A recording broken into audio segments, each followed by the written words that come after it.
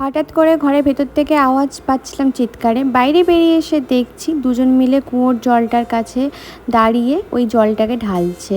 মানে এখানে অর্কর বক্তব্য হচ্ছে অর্কর বাবার গায়ে জল ঢালবে। তারপরে এইভাবে জল ঢেলে কি একটা যে শান্তি পেল ভগবান জানে।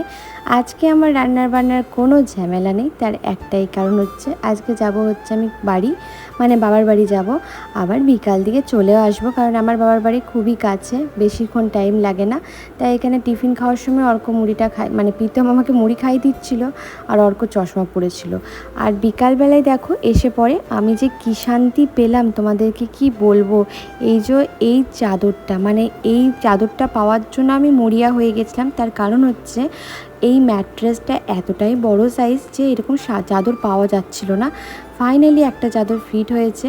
আর এখানে আমি একটু রেগে গেছিলাম ওদের ওপর, তার কারণ হচ্ছে জিনিসগুলোকে কিনছি আর ওরা নষ্ট করছে, ওইটার জন্যই আমার একটু রাগ হয়ে গেছিলো আজকে। আর কিছু